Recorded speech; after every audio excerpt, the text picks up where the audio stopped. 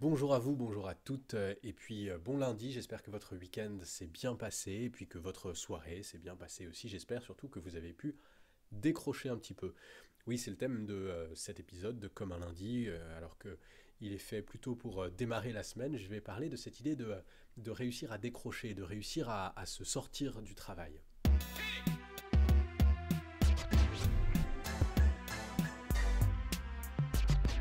C'est une thématique que j'aborde assez souvent avec beaucoup de sportifs que j'accompagne, pas trop pour réussir à sortir de la concentration du travail, mais au contraire plutôt dans leur cas pour y rentrer, pour réussir à se dire à partir du moment où je pose le pied sur le terrain, eh bien les soucis de la vie quotidienne ne viennent plus polluer mon match, la partie que je suis en train de disputer. C'est une problématique que beaucoup de sportifs et que beaucoup de sportifs rencontrent. Là, l'idée, c'est de s'interroger ensemble plutôt sur l'inverse. Comment est-ce que je peux faire en sorte que les problématiques que j'ai au travail, que la tension que je rencontre au travail, ne viennent pas polluer ma vie quotidienne? La première chose à rappeler, c'est avant tout qu'on est une personne entière. On a beau avoir plusieurs facettes, on reste une seule et même personne. C'est-à-dire que on a la facette qui part travailler, par exemple, on a la facette qui, elle, est en relation familiale, on a la facette peut-être en relation de couple, en relation amicale, on a la facette, je ne sais pas, si vous faites des activités, du sport, si vous avez une activité associative ou artistique, il y a peut-être une manière d'être que vous avez juste pour ce moment-là. Bref, on a de multiples facettes et quelque part, celles-ci entraînent des pensées, des émotions, des réactions qui sont assez spécifiques. Mais tout ça est réellement interconnecté. On n'est pas plusieurs personnes à l'intérieur. On a cette capacité à être une seule et même personne. Et donc, c'est assez difficile de réussir à compartimenter complètement parce que, à la limite, si on pouvait changer complètement de personne du tout au tout, eh bien, on arriverait à se dire, eh bien, il y a une facette qui va garder toutes les émotions du travail, elles vont rester au travail, les émotions de la maison vont rester à la maison, les émotions des amis restent avec les amis, etc. Mais on est une seule et même personne, on n'a pas la possibilité comme ça de changer de facette. Donc, il faut composer avec le fait d'être une seule et même personne et donc d'avoir eh bien, à certains moments des émotions, des pensées, des expériences qui vont déborder un petit peu. C'est-à-dire que des choses que je vis au travail vont avoir un impact, vont avoir une influence sur la manière dont je suis lorsque je suis avec des amis, lorsque je suis chez moi, lorsque je suis avec ma famille, lorsque je suis ailleurs au sport ou dans mes activités artistiques. Donc la première chose, c'est de dédramatiser ça. C'est de ne pas commencer à s'auto-flageller en se disant mais j'en ai marre, je suis vraiment nul, j'arrive pas à laisser les soucis du bureau au bureau. Mais c'est normal, on est une seule et même personne et donc la première chose déjà, c'est de ne pas s'en vouloir. Est-ce que pour autant c'est une fatalité? Non. Heureusement d'ailleurs, sinon je ne ferai pas d'épisode. Non, ce n'est pas une fatalité parce que l'idée c'est de se dire même si dans chacune de ces facettes que l'on est, eh bien il y a des émotions, il y a des pensées, il y a des comportements, on peut apprendre à prioriser. On peut apprendre à laisser de la place variable selon les moments de la journée. Se dire que eh bien, tout ce qui concerne mon travail, je vais lui laisser une plus grande place pendant que je suis au travail. Tout ce qui va concerner ma vie personnelle et amicale, je vais lui faire une plus grande place au moment où je serai avec mes amis. Ça ne veut pas dire que le reste disparaît. Parfois, lorsqu'on a des émotions qui sont importantes, des pensées importantes, des sujets importants, essayer de lutter pour qu'ils disparaissent, eh bien, c'est peine perdue. On finit par lutter contre soi-même, essayer de force de les mettre de côté, et puis c'est épuisant. Mais l'idée pratique, je dirais, c'est de se dire, eh bien, je vais apprendre à faire en sorte que mon cerveau, lorsqu'il est dans le temps où il est avec des amis, apprenne à se concentrer un petit peu plus sur ce qui se passe dans le temps présent, sur ce qui se passe avec les amis avec lesquels je me trouve. Idem pour la famille, idem pour les activités. Alors comment est-ce qu'on peut faire ça assez concrètement? Je vous propose trois pistes et puis on terminera un petit peu par me contredire parce que j'aime bien me contredire. Oui, c'est un petit bazar dans ma tête aussi.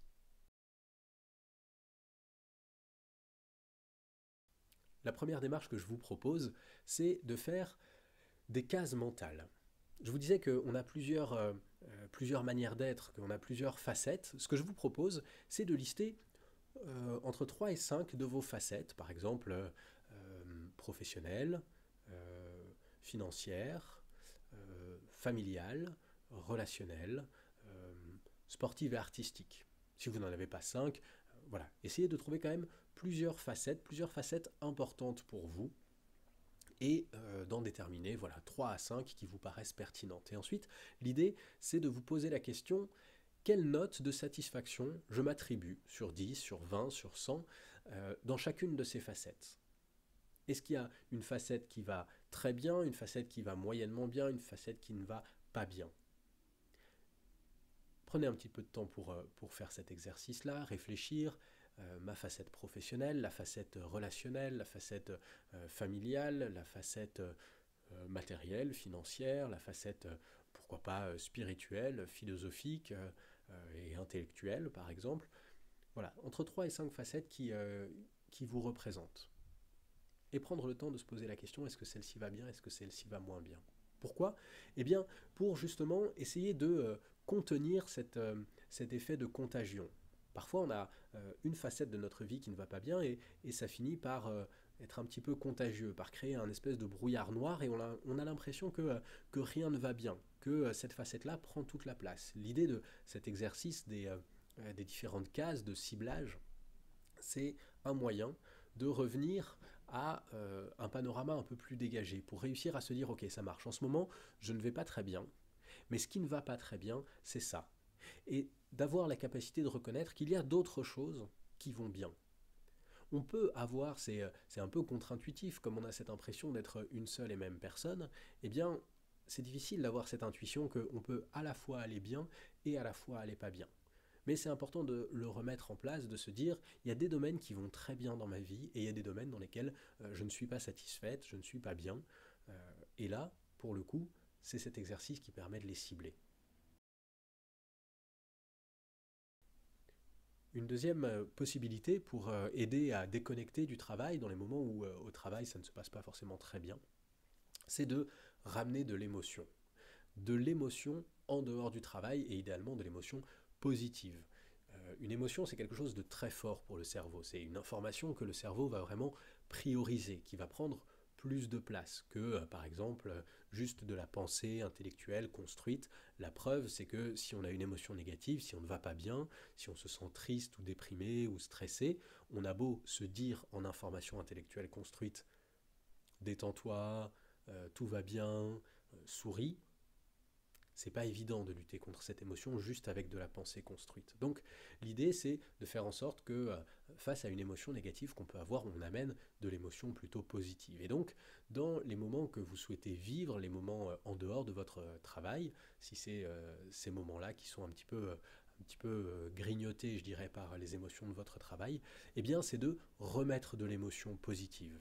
Il arrive que, surtout quand notre travail prend de la place, eh bien, ce qu'on laisse à l'extérieur, ce sont juste des temps de repos, des temps où le cerveau et le corps se mettent un peu en pause, voire juste des temps logistiques s'il y a des enfants, par exemple, dont il faut s'occuper, voilà, les amener à l'école, à tel ou tel endroit, ou alors si vous avez des engagements associatifs, etc., eh bien, il peut arriver tout doucement, sans qu'on s'en rende compte, qu'on ait à la fois un temps de travail et un temps qui est un temps purement logistique dans lequel les émotions, l'intensité des émotions positives eh bien, diminue petit à petit. Donc l'idée ici, c'est de ramener de l'émotion positive, de prendre du temps pour des choses qui vous génèrent des émotions positives. Et c'est pas seulement du repos, c'est quelque chose de très important. C'est pas seulement du repos, c'est pas seulement de la déconnexion. C'est quelque chose qui vient nourrir des émotions positives chez vous, des valeurs importantes qui vous font vivre des événements, des moments importants, des moments qui ont du sens pour vous. Et puis, il y a un troisième outil qui me paraît intéressant, c'est l'idée des routines. Alors les routines, c'est quelque chose d'assez intéressant, d'assez simple à expliquer, mais qui peut rapidement devenir assez technique. Aujourd'hui, je vais simplement vous parler de l'idée d'une routine de fin. L'idée d'une routine de fin, c'est d'avoir un petit rituel que vous répétez chaque fois que vous sortez du travail pour envoyer le message à votre cerveau, voilà, aujourd'hui, je m'arrête. Là, je sors de mon travail, ça n'est pas quelque chose que je veux emmener au dehors. Et donc, ça peut être très simple, hein, simplement le fait de fermer son ordinateur, ça peut être aussi le fait d'écrire ce que vous allez devoir faire demain matin ou la prochaine fois que vous revenez au travail, histoire de dire au cerveau, voilà, ces sujets-là, je vais les prendre en charge, ça sert à rien de me les faire tourner dans la tête, soit moi je vais les prendre en charge, soit j'ai fait en sorte qu'ils puissent être pris en charge par d'autres personnes en mon absence, mais ça ne sert à rien de me les resservir dans la tête, ils vont être gérés. Et maintenant, je passe à autre chose. Vous voyez cette idée de routine, cette idée de se dire je crée un rituel, c'est ça une routine, c'est un rituel régulier que je vais mettre en place et qui a un sens particulier pour moi, qui a ce sens de dire, eh bien là, toutes ces pensées qui me suivent dans ma vie professionnelle, je les mets en pause, je les mets de côté, je les conserve, je les reprendrai, parce que sinon le cerveau va paniquer, il va se dire que vous n'avez pas terminé votre travail. Donc l'idée c'est de le rassurer, de lui dire non, non, je vais terminer mon travail, mais là actuellement je passe à autre chose, j'ai une autre facette, une autre partie de ma vie à explorer, à vivre, plein d'autres émotions à aller chercher. Je vous l'avais dit au tout début de cet épisode, je vais terminer par me contredire. Alors c'est pas vraiment une contradiction, mais c'est une idée qui vient un peu à l'inverse de ce que j'ai dit jusqu'ici, puisqu'on parle de l'idée de déconnecter, de l'idée de séparer. Et je voulais terminer sur cette idée plutôt de faire l'inverse, c'est-à-dire de penser à conserver le lien. On est une seule et même personne. C'est-à-dire que les choses qui nous dérangent sont des choses qui nous dérangent toujours. Les valeurs qui sont importantes pour nous sont des valeurs qui sont toujours importantes pour nous. Et peut-être que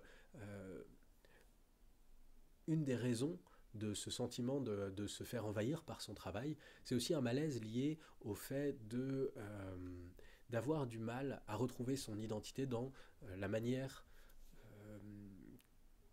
dans notre manière d'être au travail, dans la facette justement qui est notre facette professionnelle.